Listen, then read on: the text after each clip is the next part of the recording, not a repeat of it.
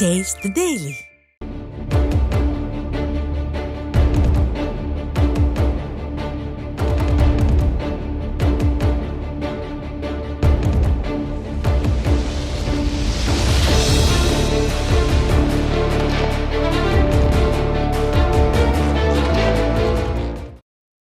இரண்டாயிரத்து 26ஆம் ஆண்டு தமிழ்நாடு, புதுச்சேரி மற்றும் கேரள மாநில சட்டமன்ற பொதுத் தேர்தல்களில் கழகத்தின் சார்பில் போட்டியிட 1237 பேரிடம் இருந்து விருப்ப மனுக்கள் பெறப்பட்டுள்ளதாக தலைமை கழக செய்திக்குறிப்பில் தெரிவிக்கப்பட்டுள்ளது.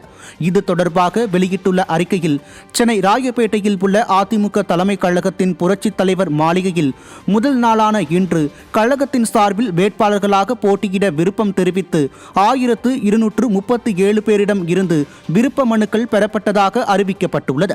கழக பொதுச் செயலாளர் எடப்பாடி கே பழனிசாமி தங்கள் தொகுதியில் போட்டியிட விருப்பம் தெரிவித்து 349 பேரிடம் இருந்து கழக நிர்வாகிகள் மற்றும் கழக தொண்டர்கள் தங்களுக்கு போட்டியிட வாய்ப்பு வேண்டி 888 பேரிடம் இருந்தும் விருப்ப மனுக்கள் பெறப்பட்டுள்ளதாகவும் தலைமை கழகம் வெளியிட்டுள்ள செய்தியில் குறிப்பிடப்பட்டுள்ளது.